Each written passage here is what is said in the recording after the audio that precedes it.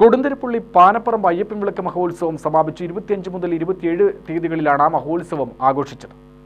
ശനിയാഴ്ച രാവിലെ ഗണപതി ഹോമം, ധർമ്മശാസ്താവിനെ കുടിയിരുത്തൽ എന്നിവ നടത്തി.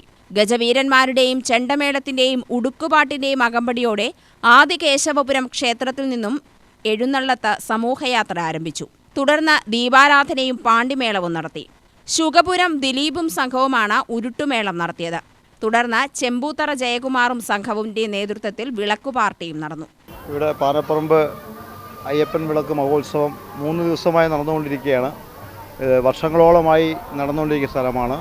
മുമ്പ് പൂർവികരെ പാന മഹോത്സവം എന്ന് പറഞ്ഞ ഒരു ഉത്സവം നടത്തിക്കൊണ്ടിരുന്നു. പിന്നീടത് കാലഹരണപ്പെട്ടുവെങ്കിലും ഇന്ന് ഈ മണ്ണിൽ ഞങ്ങൾ ഒത്തൊരുമിച്ച് ടീം തത്വമസിയുടെ പേരിൽ അയ്യപ്പൻ വിളക്ക് മഹോത്സവം വളരെ ഗംഭീരമായി നടത്തിക്കൊണ്ടിരിക്കുകയാണ്.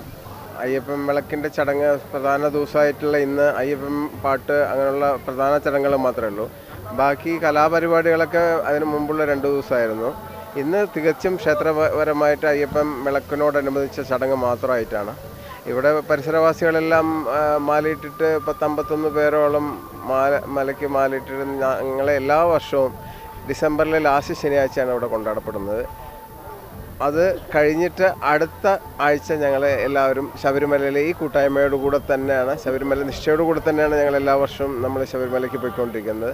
ഈ വിളക്ക് കഴിഞ്ഞിട്ട് അതിൻ്റെ തൊട്ടടുത്ത ആഴ്ച ഞങ്ങൾ ഈ പരിസരത്തിലെ നമ്മുടെ കമ്മിറ്റി ഓഫീസിൽ വെച്ചിട്ട് തന്നെയാണ് കെട്ടുനിറ എല്ലാവരെയും കെട്ടുനിറ ഉണ്ടാകുക. അപ്പോൾ അപ്പോഴും ഈ പരിസരവാസികളെല്ലാം തന്നെ ഈ കൂട്ടായ്മയോടുകൂടെ തന്നെ അപ്പോഴും ഉണ്ടാവും. ഞങ്ങളെ യാത്ര അയക്കാനും എല്ലാത്തിനും ഉണ്ടാവും.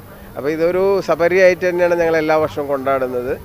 അത് ഈ പരിസരവാസികളുടെ എല്ലാം നല്ല രീതിയിലുള്ള സഹകരണം കൊണ്ടും അവരുടേതായിട്ടുള്ള എല്ലാ വിശ്വാസപരമായിട്ടുള്ള കാഴ്ചപ്പാട് കൊണ്ടും നടത്തപ്പെടുന്ന ഒരു ഉത്സവമാണ്.